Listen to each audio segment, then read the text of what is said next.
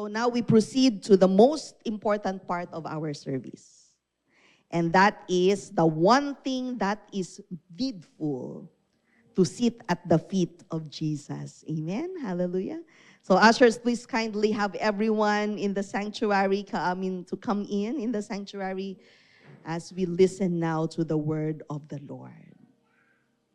Shall we all bow down our heads and let us give reverence to the presence of the Lord today. Heavenly Father, in the name of our Lord Jesus Christ, through the unction of the Holy Spirit, we, your children, have now come together, O Lord, to receive the breaking of your word. We ask, O Lord, that you cleanse our ears, soften our hearts, that we may absorb every seed that will be sown today. Anoint your servant, O God. Anoint your people just as well, so that a fresh revival and times of refreshing be felt in our midst.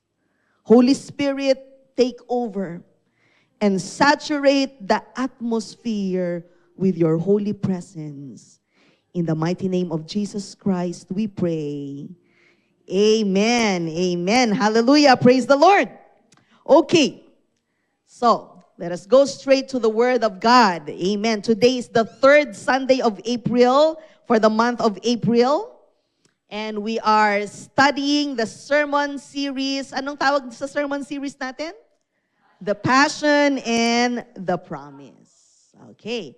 So, in order for us to have a better overview of the messages, first let's have a quick recap of what we have learned the past 2 Sundays. Okay? So, for the first Sunday, during the Resurrection Sunday, we have learned, Pastor Lorna preached to us the message with the tagline, Reason. Everybody say, Reason! And she explained that because Jesus lives, we can face tomorrow. We have the victory, we have a new life, and we have a living hope. Praise the Lord. Now, last Sunday, I hope fresh pa sa inyo, no? Pastor Dwight preached to us the first part of the 7 last words of Jesus on the cross. So, 3 parts po kasi yan. So, part 1 last Sunday, part 2 ngayon, may part 3 pa tayo next Sunday. So, in the part 1, he called the first 3 statements as words of forgiveness. Amen. And what was the tagline of the preaching? Release. Okay, so if first Sunday was reason, second Sunday was release. So let's just have a quick overview.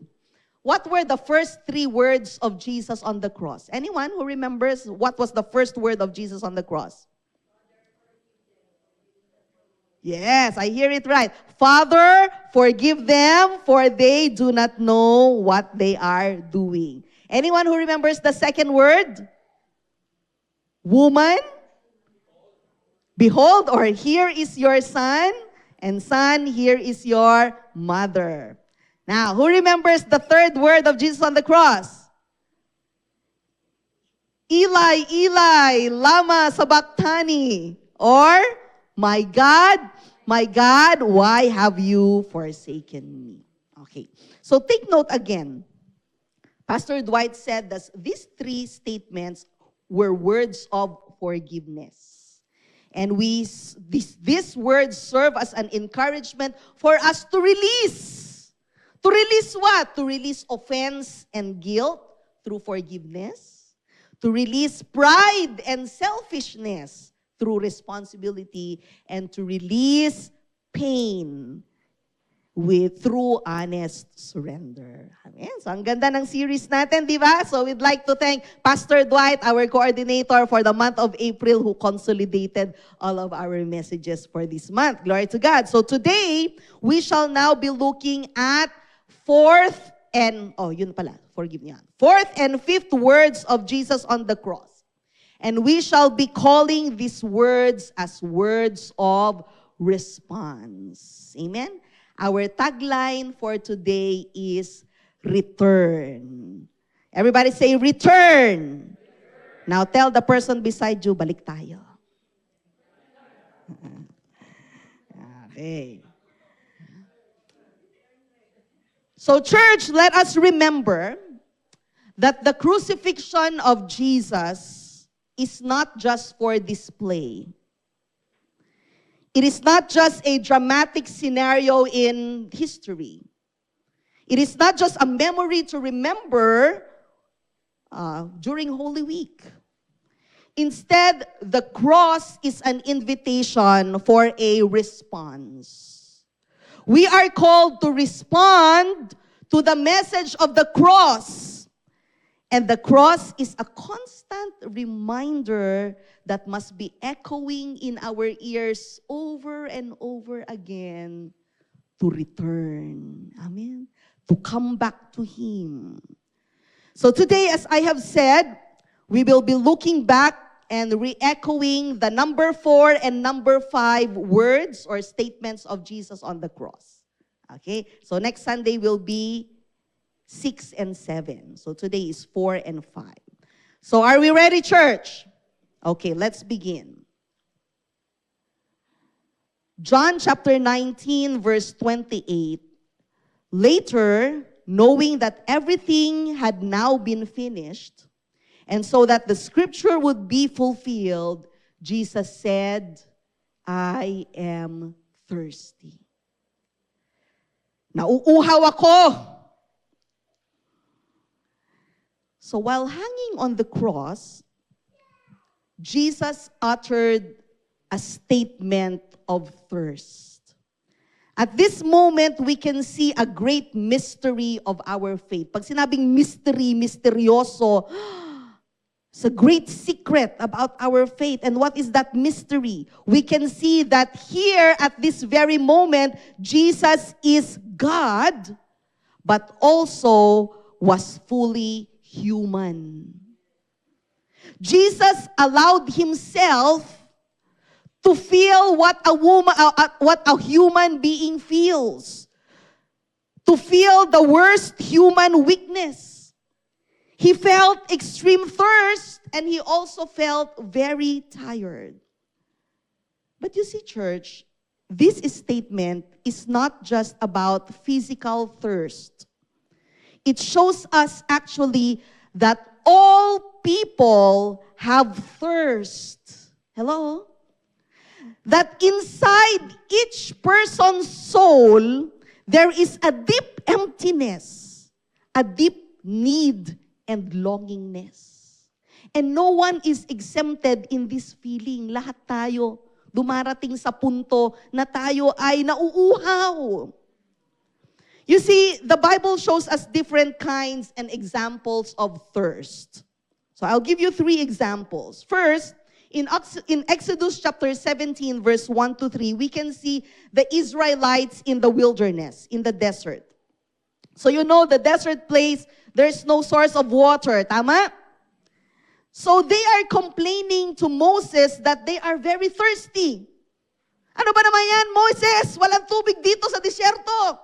We're so very thirsty. They are complaining and grumbling. They're filled with all these sorts of negative thoughts and negative words and negative actions. And they were only focusing on their problems instead of focusing on the promised land.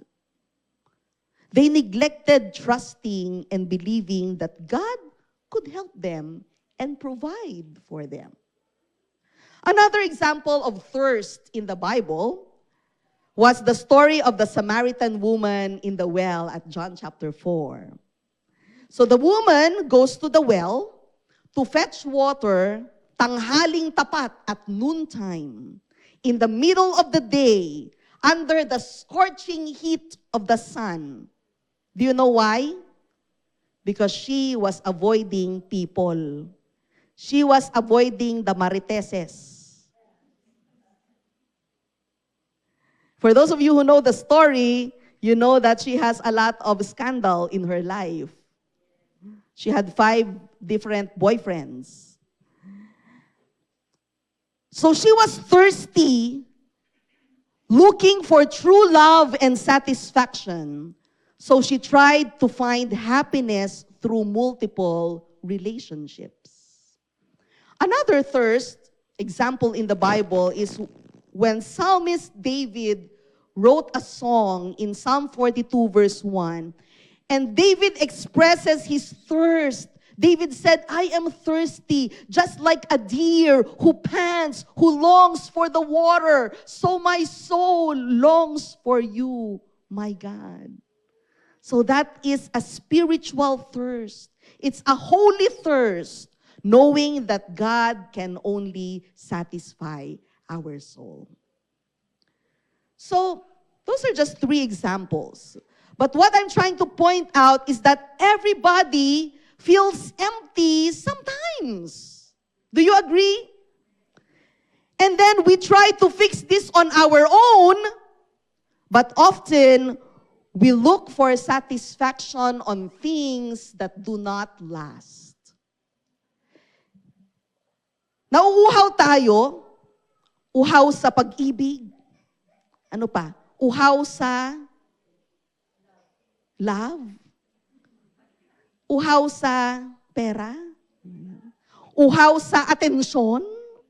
Ano pa? Maraming mga klase ng pagkauhaw. And what we do is we try to look for places where we could get satisfaction for this thirst. And you know what? We look at many different places, and the Bible calls these places broken wells. Mga sirang mga balon that cannot hold water. Naghahanap tayo ng quench sa uhaw natin, pero ang mga pinupuntahan natin, mga sirang mga balon na wala naman actually lamang tubig. Let's read Jeremiah chapter 2 verse 13.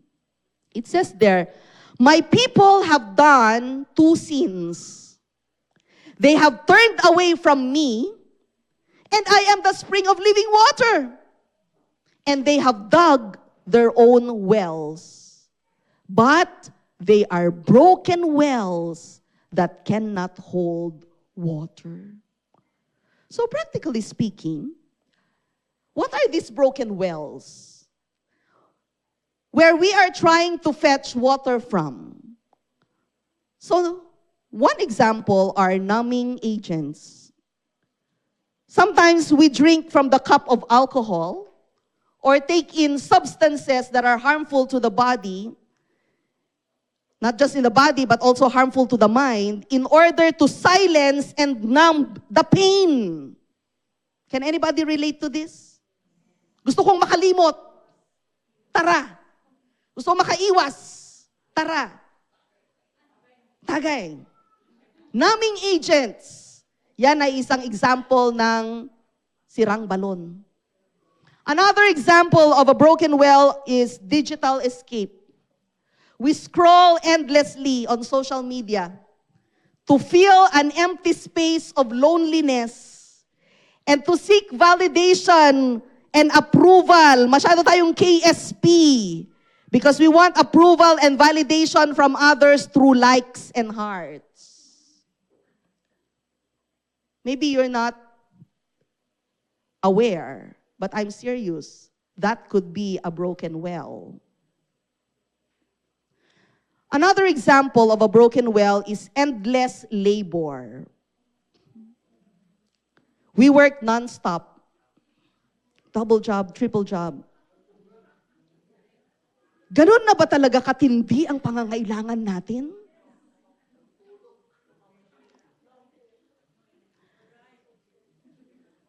Some people might say, yes, lubog ako sa utang, pastora. Okay, I understand that part.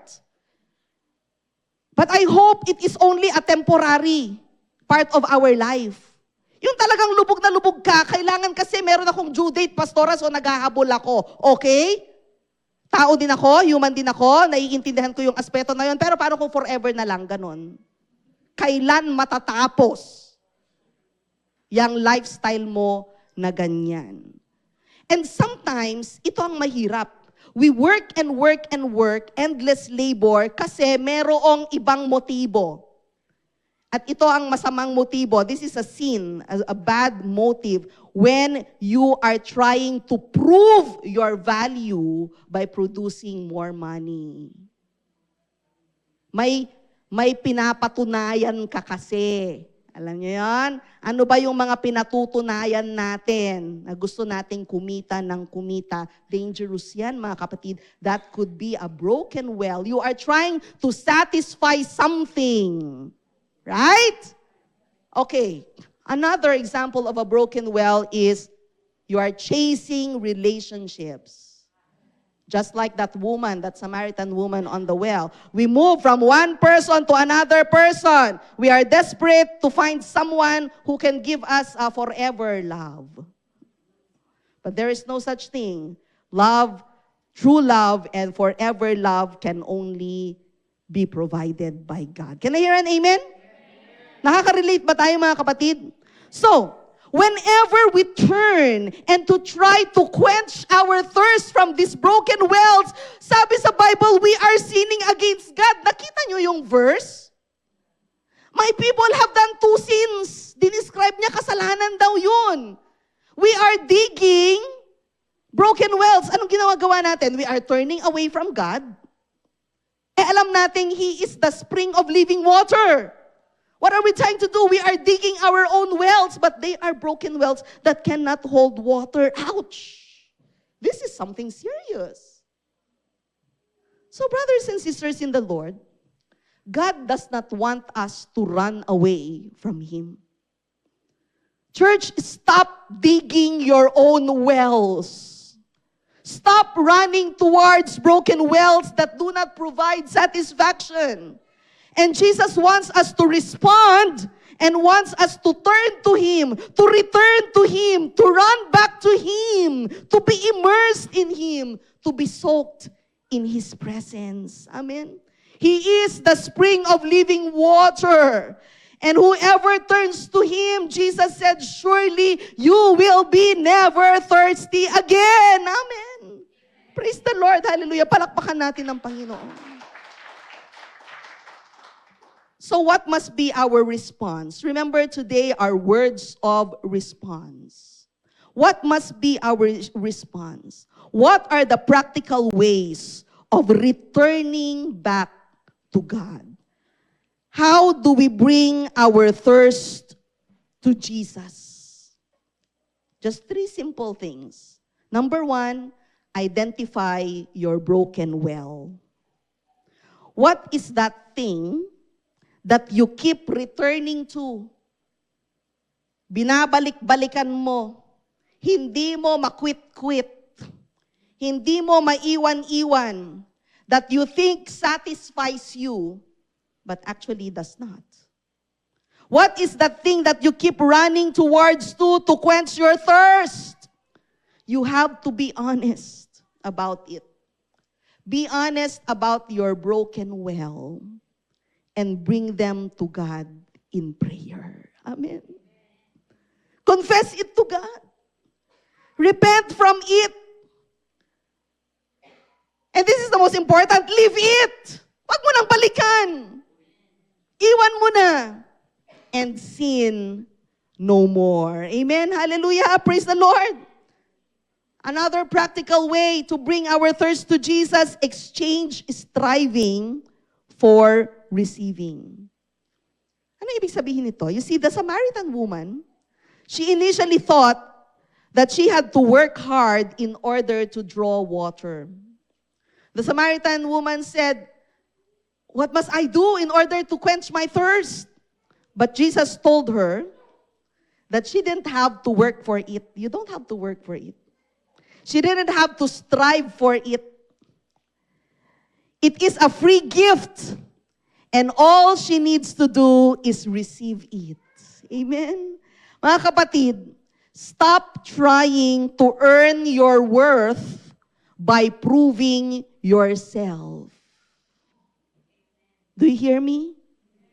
Stop trying to prove yourself. And stop trying to earn your worth by proving yourself. You don't have to prove yourself. God has already approved you. Hindi mo na kailangan ng maraming mga likes, thumbs up at mga heart. Ang laki ng thumb ng Panginoon, nakaganyan siya sa iyo. Amen. Because if you keep looking at that, wala ka nang ginawa kundi ilan na kaya ang likes ko? Wala ka nang binantayan kundi ilan. And then you get disappointed. Awampay ag-like mo. And then you feel depressed. It makes you sad. And then it makes you worthless. Bakit ganon? Nakaganyan ang Panginoon sa iyo. Amen? Stop striving. Just receive. God likes you and loves you very, very much. Amen? Yes, palakpakan natin ang Panginoon. Number 3, create quiet wells. Anong ibig sabihin nito? Let's find intentional moments of silence and devotion. Just as Jesus met the woman at the quiet well, it was quiet, walang nag-iigib. Middle of the noon, sino ang maglalakad? Napakalayo ng balon, ang init-init. It's either they go fetch water early in the morning, habang medyo dilim pa, o sa hapon-hapon. Pero walang nag-iigib sa tanghaling tapat, nagpudot. But you see, the point here is that the Samaritan woman met with Jesus at a quiet time. Have a quiet time with the Lord. You see, God often speaks to us very clearly when distractions in the world are silenced. So go to your quiet room. Go to your secret place. Yung walang nag-iistorbo sa'yo. Paano yan, Bishop? Ang dami kong mga machikiting na nag-iistorbo. It doesn't have to be long. Just quiet time with the Lord. Go to your secret place. Read your Bible and pray every day. And be still in the quietness and know that He is God. Amen. Hallelujah. Be still and know that He is God. Palakpakan natin ang Panginoon. Amen. Hallelujah. Praise God.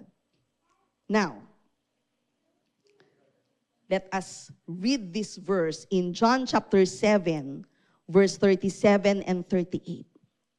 On the last day, that great day of the feast, Jesus stood and cried out, saying, "If anyone thirst, let him come to me and drink. He who believes in me, as the scripture has said, out of his heart will flow rivers of living water." Amen. Hallelujah. Tumayo ang Panginoong Jesus sa gitna ng piyesta. Siya ay sumigaw ng malakas. Sabi ni Jesus, lahat ng nauuhaw, lumapit kayo sa akin at uminom. At lahat ng naniniwala sa akin, anyone who believes in me, the Bible said, the scripture said, Jesus quoted what the scripture said, that out of your heart will flow rivers of living water. Amen. Hallelujah. So church, remember that the more you drink from broken wells, the more thirsty you will become. But on the cross, Jesus took the burden of being thirsty upon His shoulders. He took the burden, sige na, ako na yung mauuhaw. Kaya sabi ni Jesus, wag na kayong mauhaw. I thirst, Jesus said. So He took that burden upon His shoulders. Why? So that we may have rivers of living water flowing from within us. So thank God, magpasalamat tayo sa Panginoong Jesus. Inako na niya yung pagkauhaw sa cross para tayo maibsan ang ating pagkauhaw. So what should we do today? Let us return to God. Bring your brokenness and your exhaustion to Jesus.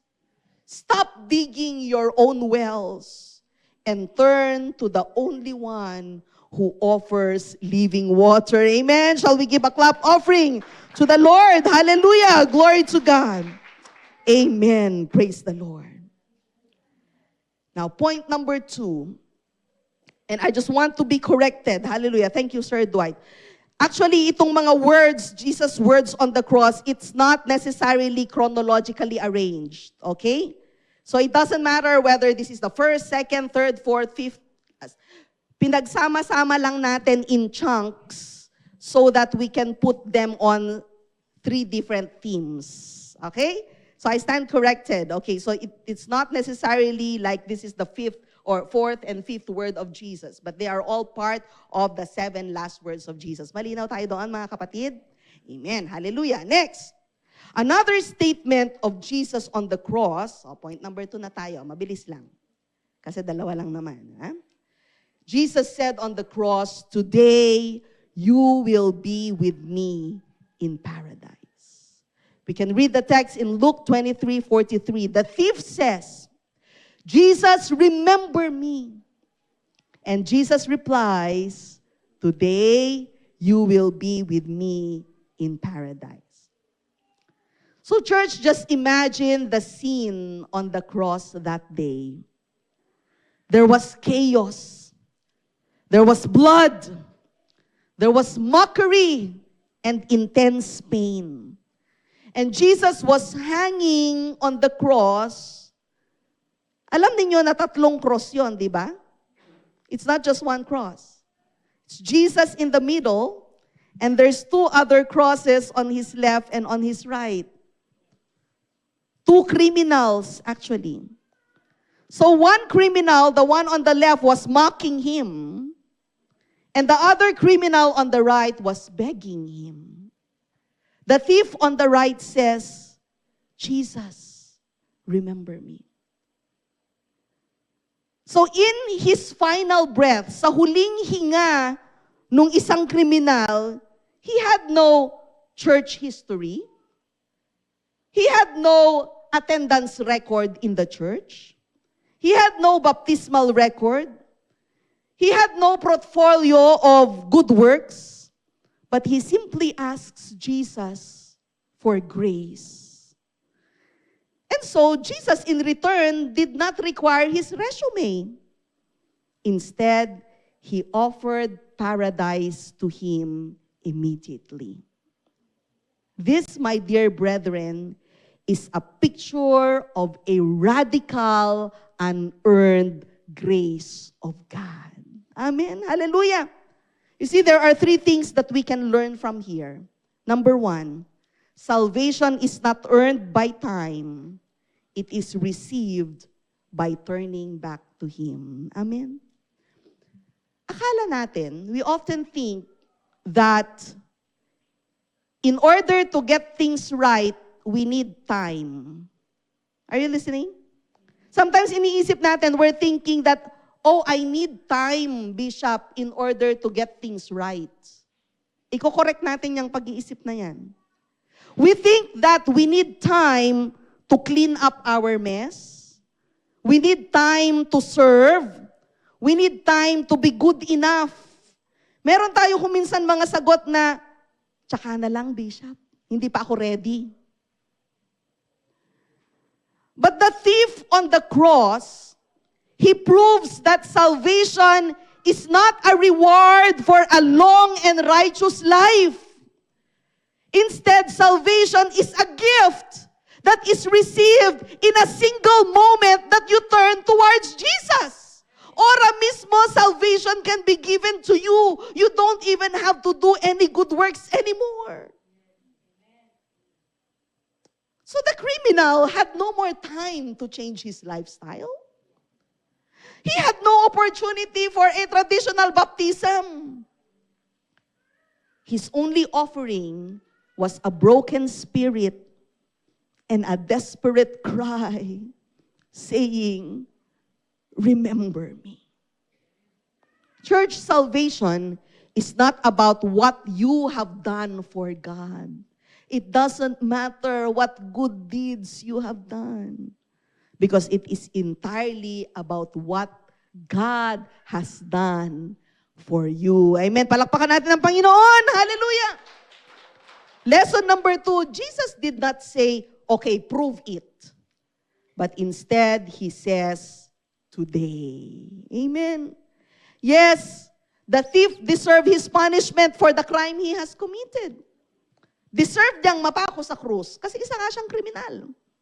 Yet, he acknowledged his sin and he recognized that the only person who could save him, his Savior, his source of salvation, is just right beside him. Amen. And so in response to the humility of this man, Jesus did not tell him, okay, sige, prove to me that you are really repenting. Hindi sinabi sa kanya yun ni Jesus. Jesus did not say to him, okay, let's look at your past deeds and good works. Ano bang ginawa mo at nagawa mo? But Jesus simply said, today. Yes, today. Ora mismo, ngayon din. Church, today means the grace of God is immediate.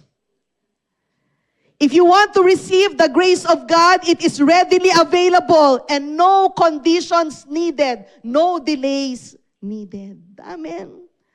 Yung sinabi doon, with me, today you shall be with me, kasama ko, it means salvation is personal. It means salvation is not just going to a place called paradise. Instead, salvation is about a person. Salvation is about a man named Jesus Christ. And today, you can be with Jesus as long as you acknowledge that Jesus is Lord and Savior of your life. Amen. Paradise. It means the past does not dictate your destiny. Amen. Jesus doesn't mind what your history is. Just because you have a history of faults, of sin, of mistakes, it doesn't mean that you are disqualified to enter heaven. You do not have to prove your salvation. All you need is to believe and receive the gift from God. Amen. Hallelujah. Praise the Lord. Ito para mas malinaw pa, here's another lesson. It's like the drowning man. Alam niyo yung nalulunog na tao? When a person is drowning, anong kailangan mong gawin? Kailangan ba niya ng lecture about swimming? O nalulunod ka, okay, I will lecture you. This is how you should swim. He doesn't need a lecture about swimming. He doesn't need a book about aquatic safety. O ito, libro, basahin mo kung paano. He doesn't need to show that he can float or tread on water. All he needs is a hand. All he needs is an immediate rescue. Amen. Hallelujah. So church, the thief was drowning in his sins. And Jesus was the hand that pulled him up. Amen. Hallelujah. You see, kapatid, perhaps just like that man, you are also drowning. Return to grace. Grace is God reaching for you. Even when you cannot reach to Him, He will reach further for you. You see, the thief on the cross teaches us that it is never too late to turn to Christ. Dahil kahit sa huling paghinga natin, a person can still return to Christ. No matter your past sins, no matter your mistakes, God's grace is always greater. Sabi nung kinakanta natin palagi, my sin was great, but your love is greater. The promise of today, church, is still available. In closing, once again, the two statements of Jesus on the cross were, I thirst. If you are thirsty, feeling dry and empty, respond to the call of the cross. Return to God who is your living water. Amen. And the other statement was, today you shall be with me in paradise. So just like the criminal, if you are feeling guilty, if you are feeling unworthy, if you're feeling trapped or hopeless and in despair, respond to the call of the cross. Return to Jesus. and just say to Him, Jesus, remember me. Look at me, O Lord.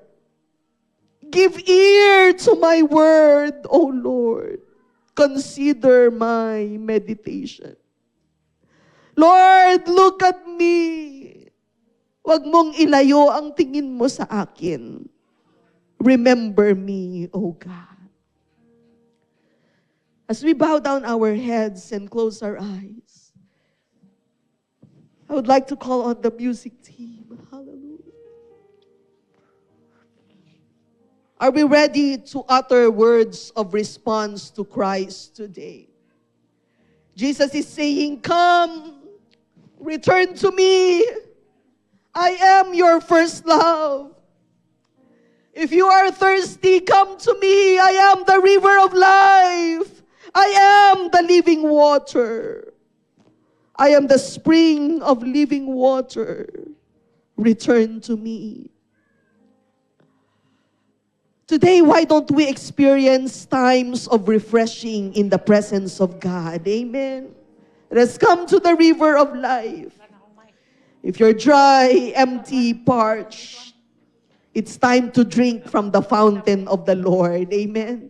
Let us swim in His presence. Hallelujah. Hallelujah. You see, you may have been a long-time Christian already. Matagal ka nang naglilingkod sa Panginoon. But no one is exempted. Sometimes even as pastors, we feel like we are said na. Natutuyuan din. But today, let us swim in the river of God.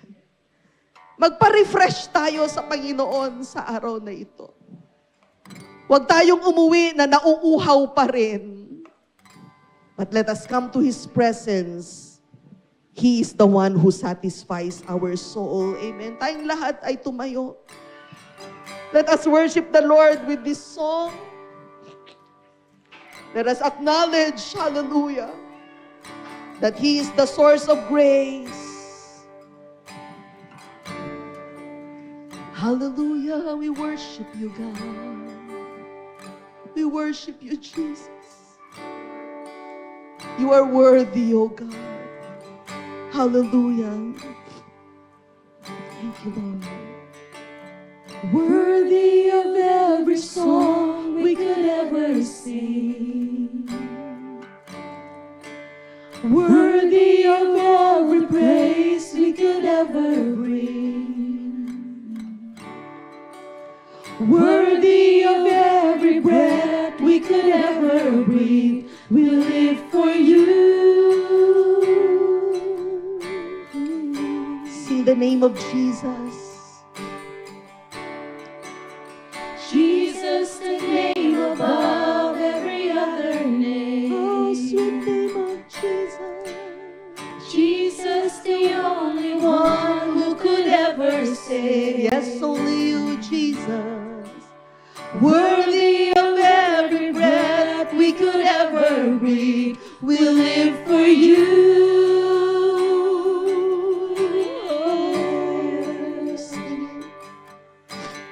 Holy, there is no one like you. There is none beside you. Open up my eyes in wonder. Show me who you are and fill me with your heart and lead me in your love to those around me. Before we sing the song again, I invite you to come to the altar of the Lord. Sing to Him, Lord, fill me. Kinauuhawan kita, Panginoon. Fill me and refill me, O God, today. The altar of the Lord is open. Let us be filled and be refilled with the Holy Spirit now. Amen.